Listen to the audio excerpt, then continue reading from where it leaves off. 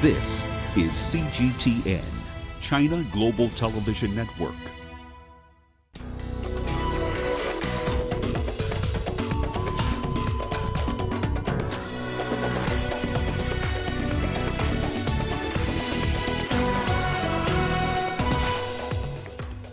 First case of Ebola reported in DRC's Goma city as authorities ramp up response measures. Senegal to meet Algeria in the finals after thrilling Africa Cup of Nations semi-finals. And Iran says it is ready for talks with the US if sanctions are lifted. A very warm welcome to Africa Live. I am Peninah Karibe. Let's have a look at other stories coming up this hour. Egypt entices car makers with a raft of incentives. And Novak Djokovic retains his Wimbledon crown over Roger Federer in the longest final to date.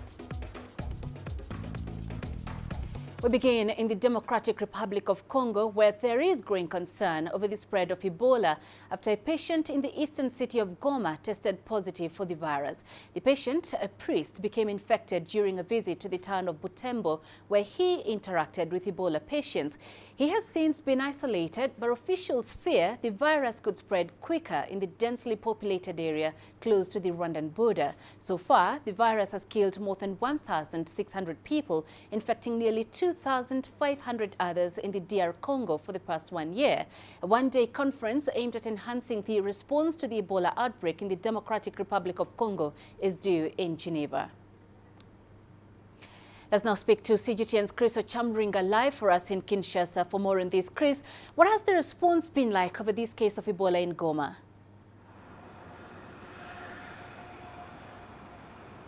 Well, the government has issued a statement urging the people in Goma and the surrounding areas to remain calm.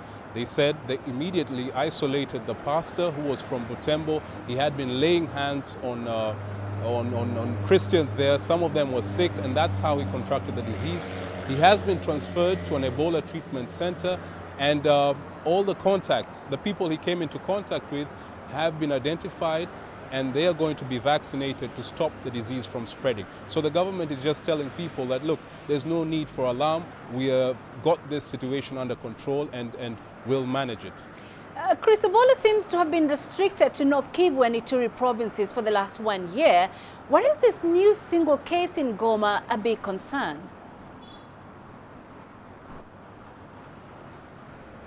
Well, Goma, first of all, is the provincial capital of North Kivu province. It has around 2 million people, and it's just very close to Rwanda. And that part of the DRC relies a lot on trade with Rwanda and Uganda. So there's a lot of travel in that area. People from Butembo, the eastern DRC generally, travel through Goma to other parts of the country. So there's a real fear that this disease may spread and cause another problem. It goes to another country like Rwanda and Uganda and lead to the deaths of very many people. That's why it has raised fears in that part of the DRC. All right, so government saying it's got it under control. Authorities as well saying they have been prepared for a very long time in Goma for an eventuality like this. How would you describe business or social interactions between people from North Kivu and Ituri on one hand and those from Goma on the other? Well, like I mentioned earlier, it's a trade hub, a very important trade hub. So people from Butembo, Beni, all rely on goods from Rwanda and Uganda. So what happens is they travel all the way from there. Traders come and collect the goods from Goma and travel back. And so when there's this free movement of people, there's a high likelihood that people may be infected with Ebola. So the Ministry of Health and the World Health Organization has told people, first of all, to be very, very cautious about the movement around the area. They're not restricting the people. The World Health Organization has been against travel restrictions because business is the lifeblood of that area. And so they have been allowing people to move, but they have put health officers around the areas to inspect and monitor people so that they do not transmit this disease to other people. Goma also has very many people who go to Uganda and Rwanda to do business and return. And so there's a lot of trade happening between Goma and the other parts of North Kivu province. That's why there's a real fear that the disease may create problems to the DRC. And we know, Chris, the DRC's health minister is today expected to take part in a meeting in Geneva over the Ebola crisis. What new agenda will the DRC government be driving after the WHO refused to declare the Ebola situation an international emergency? Well, what they're trying to do is take stock of what has happened over the past 1 year, the lessons learned, you know, the pros and the cons, and they're going to try and come up with a new strategy over the next 6 months to try and contain this outbreak that has been raging. More than 1,600 people have died so far, and so they're trying to see how best they can work with the local people, especially, who have been resisting the response from health workers. Just recently we heard two people were murdered near Butembo, and so they're trying to see how best they can work with the local people to stop these things from happening, so that they can just work on stopping the spread of the disease around the area. And finally, Chris, let's talk about those two health workers that were killed in North Kivu. Tell us more about that. Well, the Ministry of Health has issued a statement saying that these two people had been employed to go around different areas, sensitizing the people about what they should do, maintaining hygiene. And we heard they were killed by people. The authorities haven't yet found out who did it, but sources in the neighborhood say that these were people from the same community. Now, these two people had been getting threats right from last year, but eventually, very sadly, they were killed. The people around the area are saying that it happened, it was done by people in the same community who were very envious that their colleagues had got jobs. Okay, so people are not very happy with some of the health workers who are working with the DRC government and the World Health Organization. They're very jealous, and they're saying this could be the reason that they were killed. All right, Chris, thank you for that update. Chris Ochamringa live there in Kinshasa.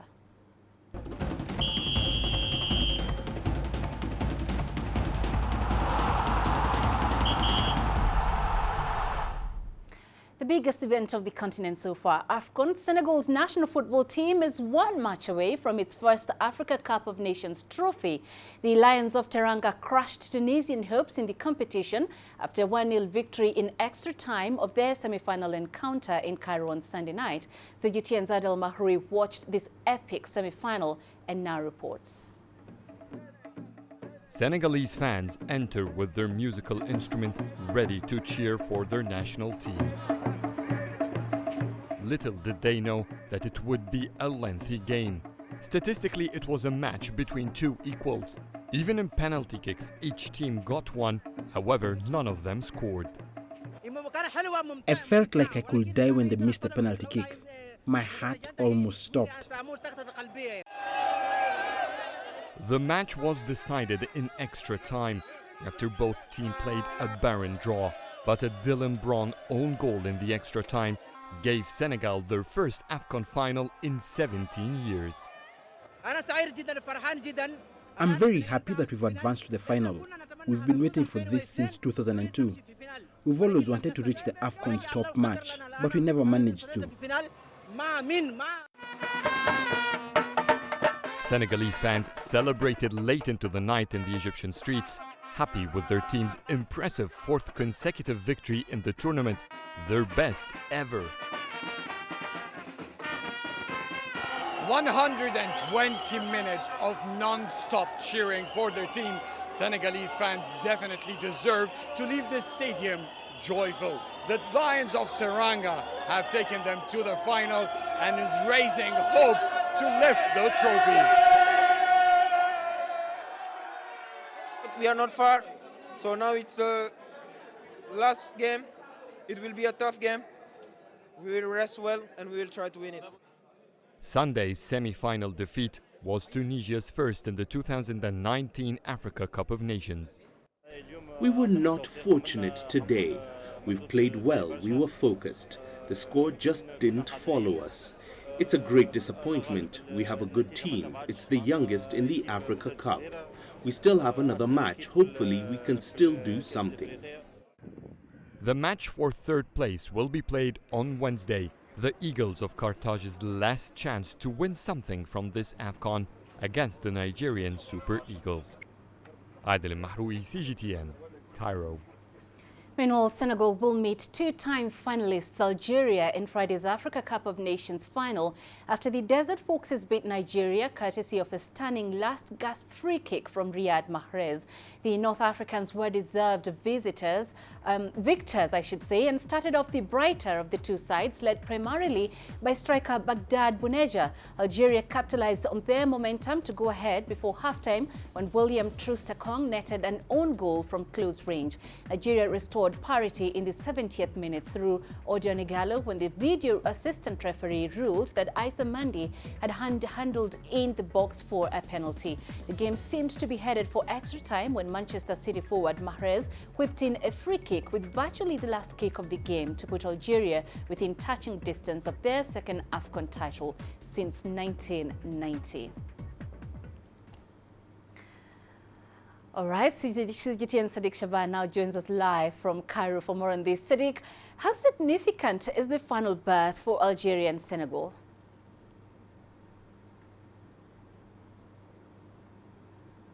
Peninah, this was a blockbuster match that was witnessed here in Cairo. For Algeria, this is their first final in 29 years. That's the last time they won this tournament. And coming here all the way, keeping a clean sheet of 4 games, 1 draw, and scoring 12 goals without conceding any goal is something that their fans have celebrated overnight, and we've heard in the last few minutes that these celebrations indeed could continue. For Senegal, the runners-up of the 2002 final, coming all the way to the final is a vindication of their #1 status in Africa. They are currently ranked 22nd in Africa, first in Africa and 22nd in the world, and coincidentally, this is their highest ever FIFA ranking. So getting to the finals for a team that has never won the Africa Cup of Nations despite appearing in this tournament for 15 years is something that has had the lands of Teranga believing that indeed this could be their year. It's a very exciting time, I've got to say, Sadiq, for both Senegal and Algeria. We can feel the buzz all the way over here in East Africa. So let's talk about those celebrations. How did Algerian and Senegalese fans celebrate their team's victory?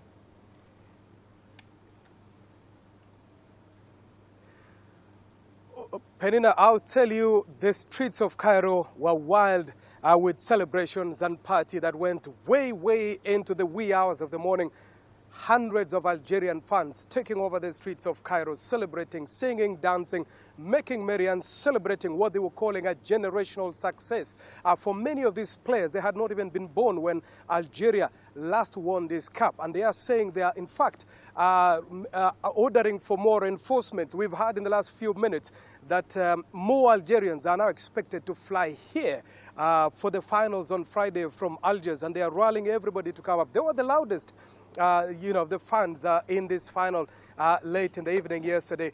The Senegalese fans have also been very modest in their celebrations, but we know that in Dakar, the party went overnight and celebrations were being seen up to this very early hours of the morning. So these were the most passionate fans, really, from this tournament, apart from the Egyptian fans. And I do not think we have seen the very best of the fans, and we are waiting to see how they will take it on Friday when the two sides meet. All right, and we can't wait for that, Sadiq. Thank you very much for that update, Sadiq Shaban, live for us there in Cairo.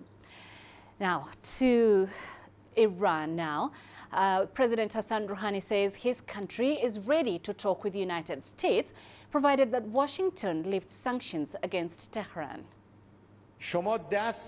We have always believed in talks. Always. Right this hour, right this moment. If they stop the oppression, if they stop the belligerence, if they lift sanctions, return to the table, return to logic, we're ready. This comes as France, Germany and Britain, all countries that signed on to the 2015 nuclear deal, expressed concern over the tension in the Gulf region. The three powers issued a joint statement affirming their commitment to the nuclear deal. Meanwhile, the US sent somewhat of a positive signal as the country's Secretary of State, Mike Pompeo, approved a visa for Iran's foreign minister to visit the UN headquarters in New York, allowing for a diplomatic path to resolve the nuclear issue. You're watching Africa Live. Let's take a quick break. Straight ahead. Former South African President Jacob Zuma begins his defense before Commission of Inquiry into grand corruption. And the UN launches a report on state of food security in the world as 45 million Africans face acute food shortage.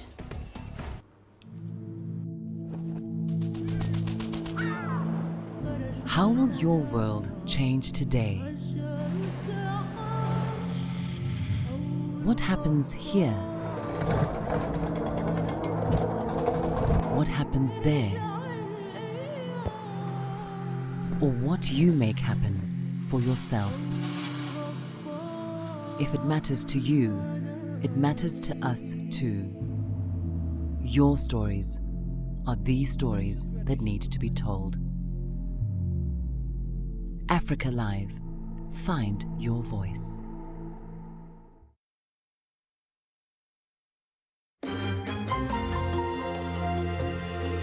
Africa Live. Find your voice.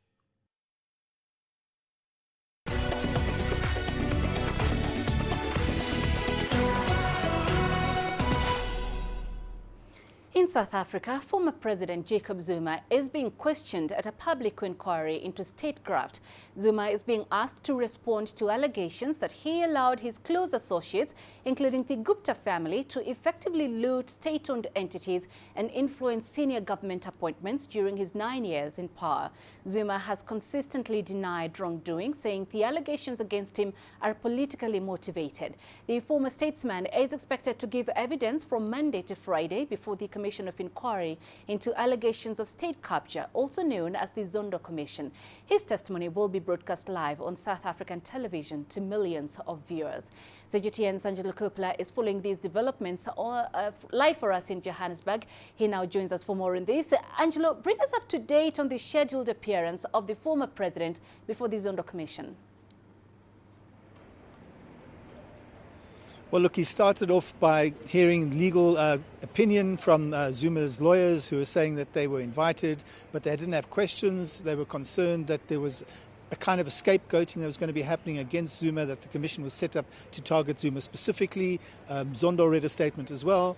And then the ex-president spent about 2 hours sketching what he thinks and claims to be context as to why the State Capture Commission, or the Zondo Commission, is actually being developed and designed and implemented to get rid of Zuma and remove him from public office. So there's that whole discussion. We had a history dating back to 1990 up until today about how foreign intelligence organizations and a South African intelligence organization had conspired to develop this plan to get Zuma out of office. First when he was head of intelligence, and then all through to the end when he was president in the last for the last 10 years or so. So we are now just going through a tea break, and then Zuma will then remain on the stand, and Pretorius, the evidence leader for the commission, will then start posing questions to Mr. Zuma.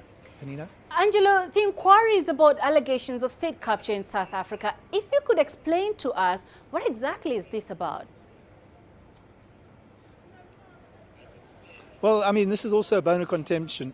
In fact, Mr. Zuma was saying that he doesn't understand why people are calling it state capture. They should just call it broad corruption. But state capture, in the terms that have been defined by the Commission regulations, indicate that it's anything that involves state enterprises, state departments, government departments, and any attempt to award tenders to win business, to gain business that was done outside of the rules and regulations of the Public Administration, Finance Administration Act. So it's about state-owned entities, it's about money being paid out, it's about commissions, it's about bribes, it's about winning new business, but it involves really state departments and public and private officials who were in it for their own gain to the detriment of the state-owned entity or the government. So the government and the taxpayers would suffer as a result of this corrupt activity, the fraud that was happening over the period that Jacob Zuma was essentially in power, which is around the last 10 years or so. Peninah? And reports indicate that at least 80 people have testified before this commission in this case in the last 1 year. Is the former president the ultimate prize for this commission, or how many people are being seen as suspects in this state capture claim? Well, I mean, at the moment, we've heard from a range of different state-owned entities, operators. We've heard from chairmen, chair people, all the way down to middle management operators within those state-owned entities. Everybody that's appeared thus far has claimed to have not been part of the state capture project, as it's become known. But the number of potential suspects could be hundreds, could be thousands of people. We don't know just yet. Many people, probably in the region of about 200 to 300, have already been implicated by evidence that's been laid over the past 12 months. In fact, it's probably more than that. It's probably closer to 1,000.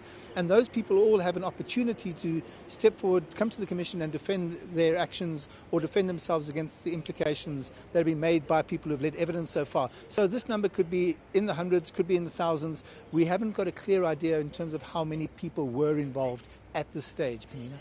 And we know that this commission is itself not going to hand down any sentence or conviction. What will be the next steps after this week's appearance by Zuma? Well, look, as we heard earlier, Zuma is slated to be here from today until Thursday. It's unlikely he's going to be here for that length of time, but we don't know how many questions the Commission has to pose to Zuma and whether he's going to answer all of them, or any of them, in fact. We're just now getting into that phase of the Q&A. So once that's complete, there are other evidence people that are going to be giving evidence. We're talking about other state-owned entities, the smaller ones, like Portnets, the likes of the Petro SA organisation, and then in state-owned entities. So all of those will be giving evidence. And in fact, the Commission has at least another year in which to hear evidence from a range of people representing a range of state-owned entities and enterprises and government departments, in fact, because they were also quite heavily involved in that state capture. But we're also likely to go back to evidence that was led, for example, in Transnet, in ESCOM, and in the other big organizations where it was so obviously prevalent. So we're here for another year, and we're probably not even halfway done yet, Peninah. All right, Angelo, great talking to you. Thank you very much for that. Angelo Kupla live in Johannesburg.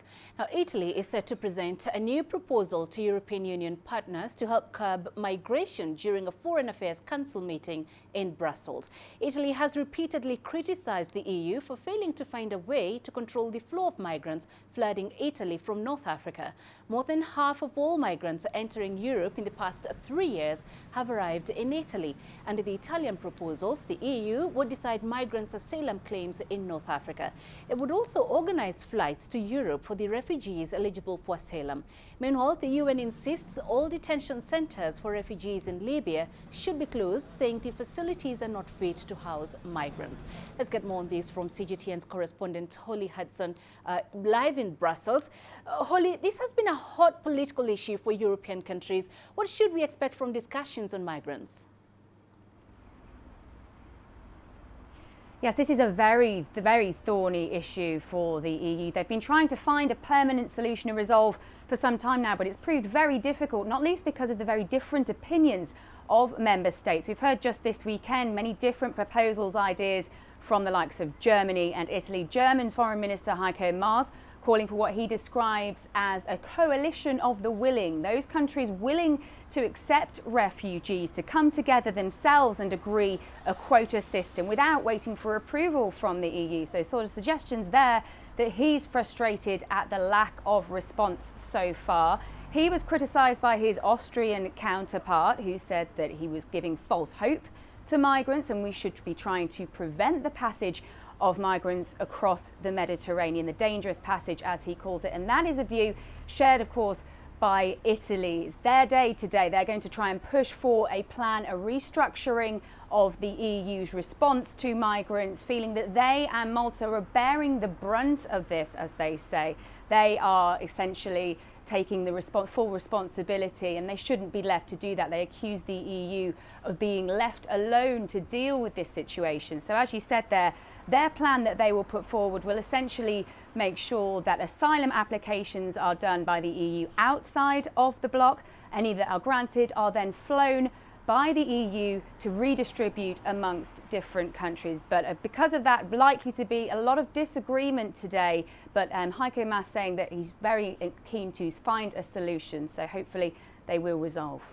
And what would be the implications if the EU Foreign Affairs Council adopts Italy's proposals on how to deal with migrants from Africa?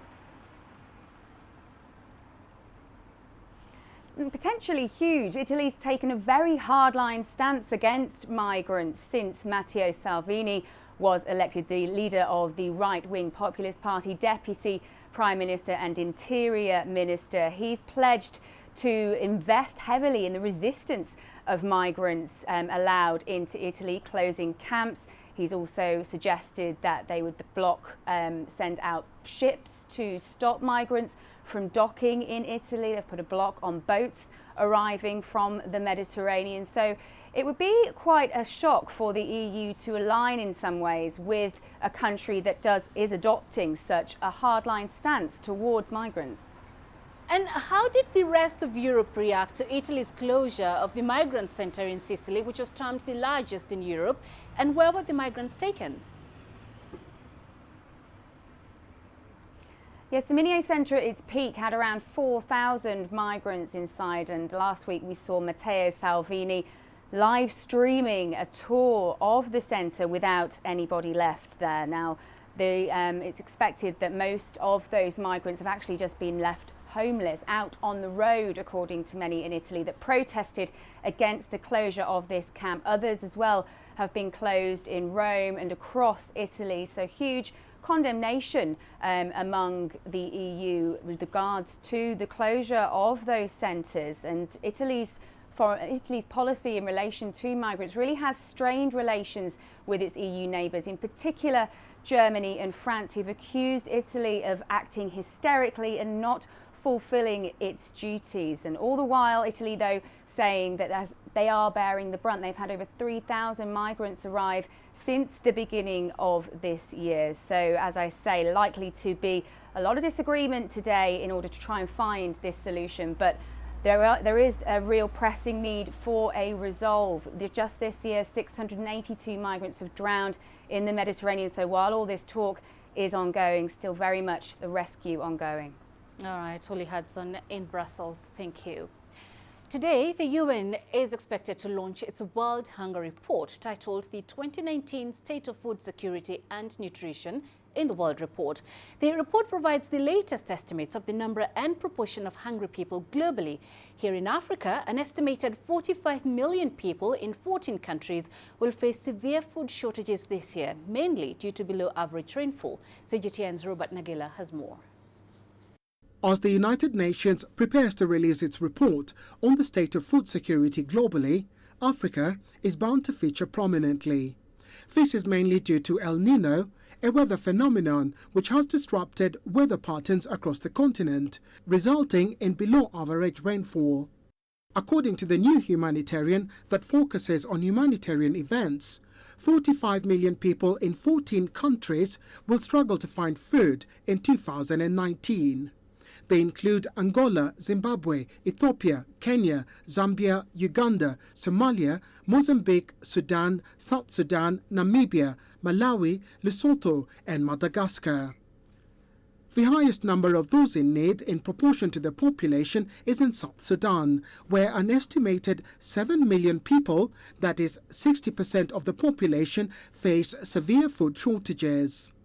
In June this year, the UN's Central Emergency Response Fund released $45 million to combat the effects of drought in parts of Somalia, Ethiopia, and Kenya. The bulk of the funds, some $30 million, will go to Somalia, where 2.2 million people will face acute food insecurity by September. That is 40% more than in January. Robert Nagila, CGTN, Nairobi, Kenya. US President Donald Trump is under fire for what many consider a racist attack on 4 Democratic Congresswomen.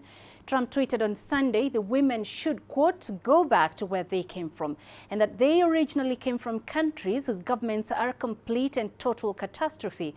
Out of the 4 first-time Congresswomen, 3, Alexandria Ocasio-Cortez, Ayanna Pressley, and Rashid Tlaib, were born in the U.S. The 4th, Ilhan Omar, moved there as a child from Somalia. The Congresswomen called Trump's remarks racist, with Speaker of the House, Nancy Pelosi, saying the tweets are xenophobic.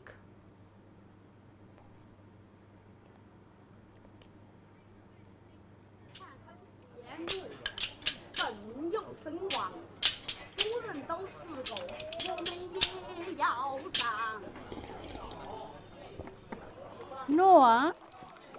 来，一把仔细翻。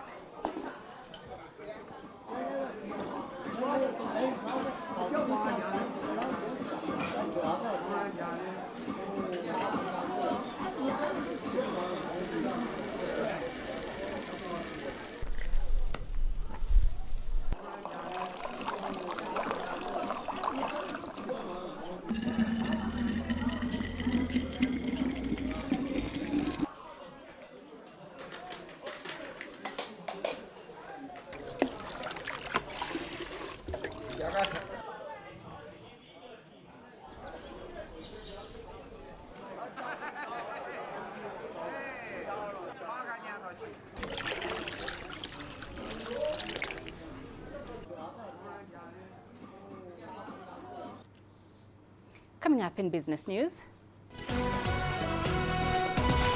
Egypt entices car makers with a raft of incentives, and the Republic of Congo to access bailout funding this week on positive review from the IMF. Africa is the nexus of enterprise, and global business will tell you why it matters. From the mega investment projects to multi-billion-dollar mergers and acquisitions. Africa today collects, just in terms of revenues from taxes alone, $545 billion a year. If you take 10% of that and you devote it to the energy sector, problem solved.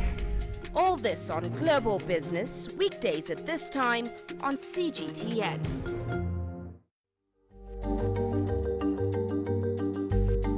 Africa Live. Find your voice.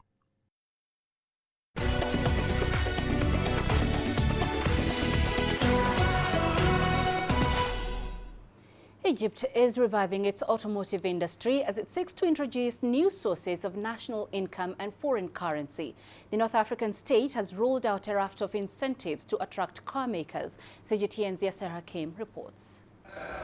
3 major brands announced they will be frontrunners to establish production lines in Egypt soon.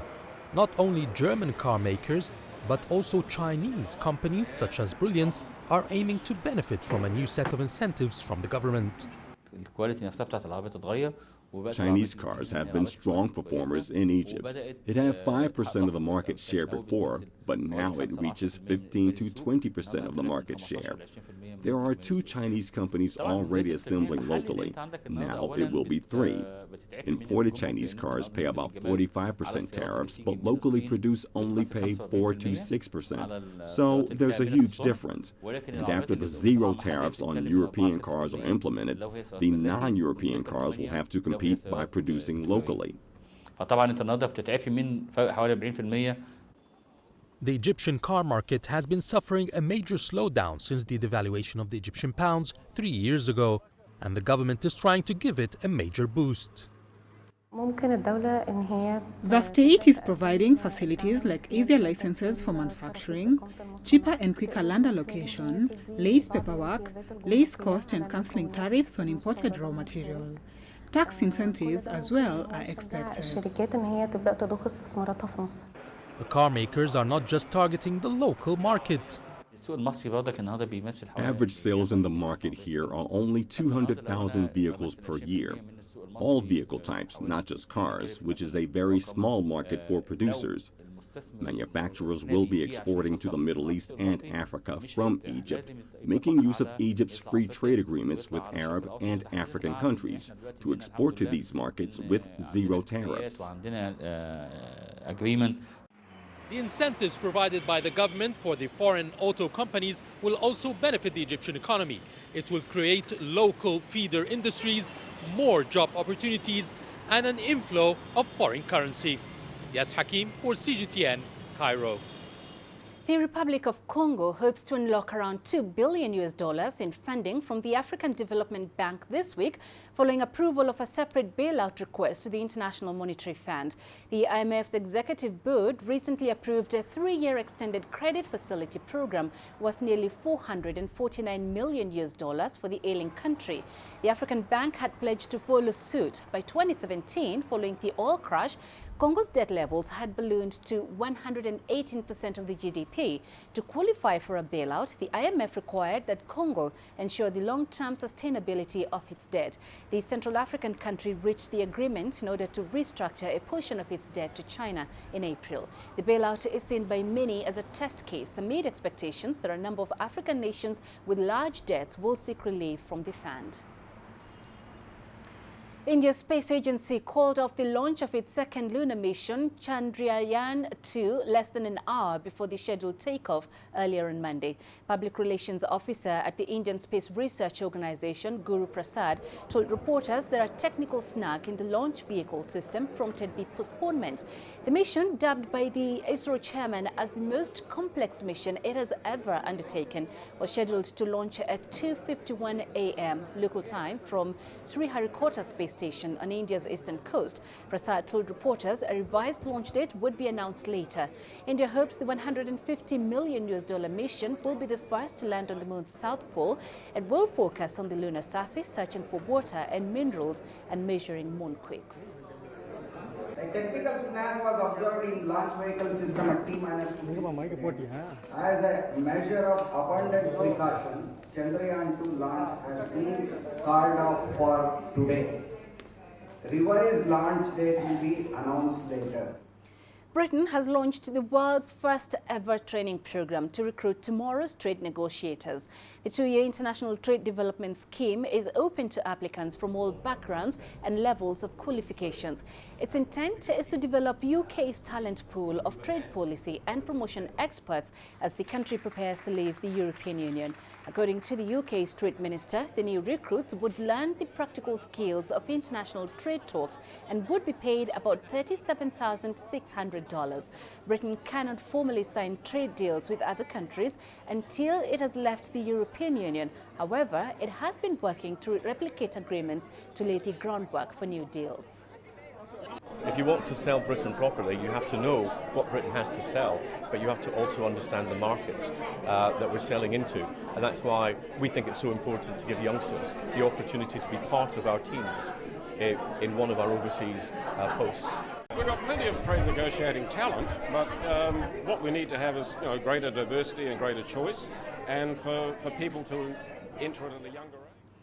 Experts in artificial intelligence have gathered in the southern Chinese city of Shenzhen to see what part of the country can play in the future. What part the country can play in the future of this highly sophisticated technology. CGTN reporter Go Yunfei reports. This room is filled with thousands of young engineers keen for the sparks from the pioneering scholars. There are even some arguments outside from people who couldn't squeeze themselves in. This is the Global AI and Robotics Summit in China's Silicon Valley, Shenzhen. Well, although we are in the top frontier of AI as we are working at the universities, but you still can feel that it is an eye-opening experience for many audience here. These passionate developers are evidence of China's explosive AI industry growth. According to the Wuzhen Institute, since 2000, the global AI industry has raised a total of $78.5 billion, 72 billion of it coming in just the last 5 years. And the market in China is even hotter. In 2018, Chinese AI enterprises raised $15.6 billion, accounting for nearly half of the total fundraising worldwide. Some say it's a good thing. Bubble is good in some circumstances, right? Without bubble, without the capital driven, there is no room for the improvement in the futures. So all technologies is money burning. China's booming AI industry is luring more and more leading Chinese scientists back home. But they say the situation here in China is somewhat different than elsewhere. I feel that in America, AI research is more calm and steady. In China, some people are hasty. The rankings of competition and the number of journals are much more important in measuring their achievements. AI now is being used in many good ways, like in fintech, education, and security. But everything has two sides. AI is gradually showing its mighty evil force. One man with total control of billions of people's stolen data, all their secrets, their lives, their futures. This is not Mark Zuckerberg. This is a video manipulated by a technology called deepfake. It's arousing global concern over AI. It's becoming a big problem. First off, we need policies to regulate these things. And secondly, the developers also need self-discipline to not do these kinds of things. Experts at the summit say AI is still in its early stages. They call on both the industry and society in general to be more patient and cautious as we head into the 2020s. Ge Yunfei, CGTN, Shenzhen. And because of its massive population and access to huge amounts of data, China is one of the world leaders when it comes to innovation and development in artificial intelligence. CGTN's Ge Yunfei has more from Shenzhen, China's Silicon Valley. We know people are really looking forward to the AI, but many experts at the summit are calling for a core mentality toward AI. They say right now there are some unrealistic expectations on AI, like that people are expecting to see a fully autonomous driving functional AI that can totally replace human drivers in just several years, like Elon Musk, the CEO of Tesla, has made such remarks before. But in fact, many experts say that may take many years to realize that ambition. And right now, most of the AI function is trained through deep learning, which is based on big data mining. But there is a bottleneck here. There is something that data cannot do, like humans' intuition and creativity that AI cannot easily just imitate.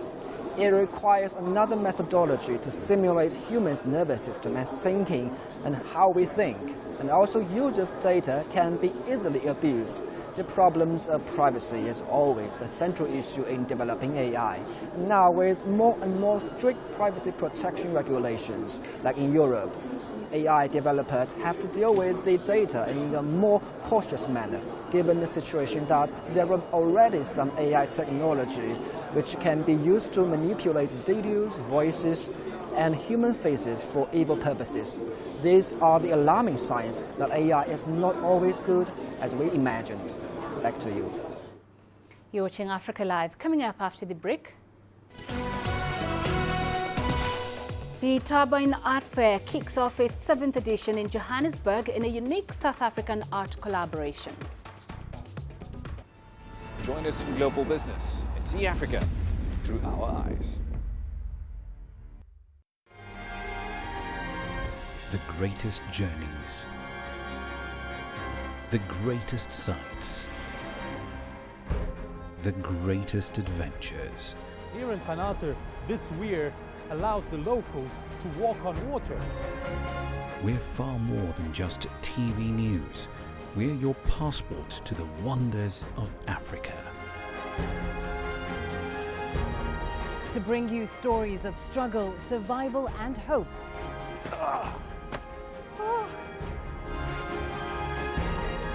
So let's explore.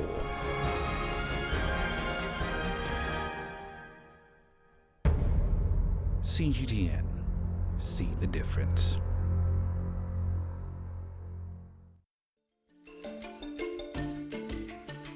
Africa Live.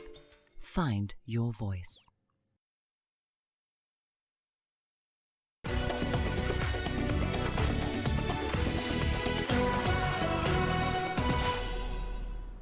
Let's head over to Malawi, where fishermen are worried that the scarcity of fish in the country's popular lakes could affect the society's day-to-day life.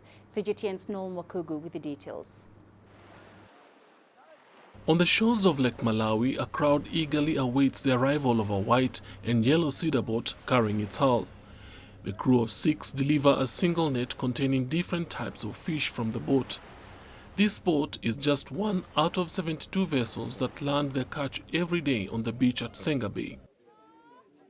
Hundreds of local traders gather each morning and afternoon at Senga, only to find that fish populations are falling in the Lake Malawi, Africa's third largest freshwater lake.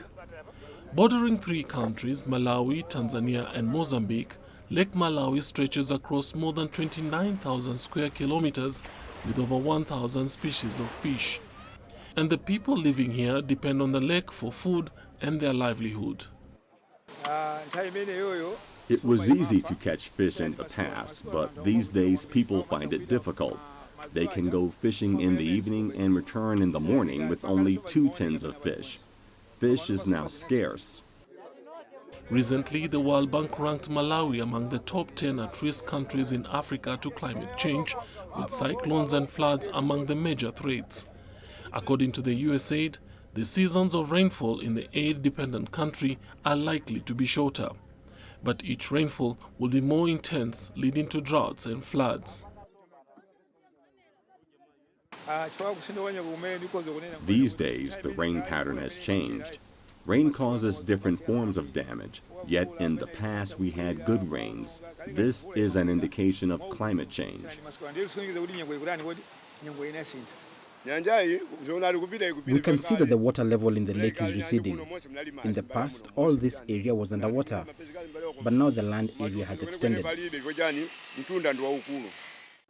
For both locals and climate experts, declining fish numbers reflect a combination of environmental change and overfishing. But there are efforts on co-management and closed seasons so as to ensure that fishery in Lake Malawi recovers. Noel Makugu, CGTN. One of South Africa's premium art scene events, the Turbine Art Fair, has kicked off its 7th edition in Johannesburg. TAF is a unique South African art collaboration that brings together galleries, emerging artists and new buyers from around the country. CGTN's Julie Shire has more. It's one of the events no art lover wants to miss, especially when promising young talent is on display. Turbine Art Fair is the best way to get your head around new South African art, and the beauty behind it is that not only is it less intimidating than other art events, the pieces on display here are actually affordable. We have art here ranging from literally from $50 to as much as $8,000, but that's still a very accessible price. And I think people are beginning to realize that for little more than a good pair of shoes price, you can have something that will be an investment piece as long as you choose wisely. So this is a moment for African art where it's really well known, where some years ago it wasn't. The local art scene has exploded with talent, but their chances of making a career of it is often challenging. TAF offers a mentorship program that lends a hand. Talent Unlocked is there to provide support for artists who are struggling to make it in the industry. There's a lot of red tape and difficulties to get into galleries. Talent Unlocked works well with artists to come and put together their work with mentors, industry professionals, and they spend 6 months putting together work and having people guide that process for them. It's important for artists to sell their work and to sustain themselves, to even understand the idea of selling, and how to make work that sells, that is commercial. And these kind of spaces helps these artists push and understand that this is what the industry is looking for. It's a big art fair in Africa, and the fact that they want to promote young and upcoming artists as well, it's an affordable type of art fair, which is more important for most of us as artists. It's not an easy industry. Before, I remember we used to have your Joburg Art Fair, your Cape Town Art Fair, but they were not accessible, especially for us, like emerging artists or emerging galleries. They believe in us, they believe in our vision, they believe in our story, and they gave us a shot. And we've been here ever since, growing strength to strength. It's giving me the exposure that I really wanted for quite some time. I've met a lot of different people that are a bit proud of my work, that really appreciate my work. So I'm thinking it's a good platform for me as an artist. Turbine Art Fair has something for everyone, and this year housed in a bigger venue, it shows how it has grown in strength and elevated South Africa's art market. Julie Shara, CGTN, Johannesburg, South Africa. And ahead in sports. Novak Djokovic retains his Wimbledon crown over Roger Federer in longest final to date. Africa, where champions are made, records are broken, legends are born. We're there for every goal, for every knockout, for every step of the way. Match Point, only on CGTN.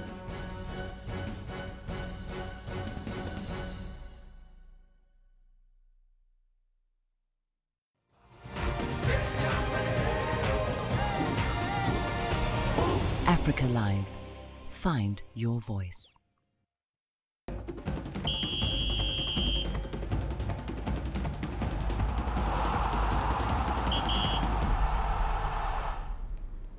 Algeria edged out Nigeria in the last minute of play at the semi-finals of the Africa Cup of Nations to qualify for the finals of the tournament. Riyad Mahrez's last gasp goal earned Algeria a 2-1 win and a place in the final against Senegal. CGTN Sadiq Shaban has the match highlights. The teams had learned just a few minutes to kick off that Senegal had defeated Tunisia in the first semi-final of the African Cup of Nations. Both sides had good chances in the opening exchanges of the match, but Algeria had most goal-scoring opportunities, most of which went begging. The Desert Foxes piled the pressure on the Super Eagles and caged them in the 40th minute when a loose ball deflected off Nigeria's William Trust Ekong for an own goal, giving Algeria the lead. Drama ensued midway through the second half when Algerian defender Aissa Mandi deliberately handed the ball. The VAR technology was called into use and Gambian referee Papa Bakari Gassama awarded the penalty scored by Nigeria for an equalizer. But Algeria sank Nigeria deep into the regulation time. Riyad Mahrez's killer free kick, giving Algeria the second goal and the winning goal, sending the Desert Foxes to their first final for the first time since 1990. The players, they had a great mental fortitude, and we came back from far. I really want to congratulate these guys. But the team had a good reaction. And I congratulate my players for this big fight against a very good team. We knew that in the tournament it's becoming more and more difficult. And today, in the last minute, they won it. And they deserve it. So we have to work much more. We are young. Our midfield is the youngest one. With Ndidi, Etebo, and Iwobi, they have to learn tactically. They have to make a better communication. But I think with the time, they will do it. But Nigeria and Tunisia will not be going home yet anytime soon. They will have to play to determine the winner of the third and fourth playoff match on Wednesday before the Lions of Teranga meet the Desert Foxes for the final of the 2019 African Cup of Nations on Friday. Sadiq Shaban, CGTN, from the Cairo International Stadium in Egypt.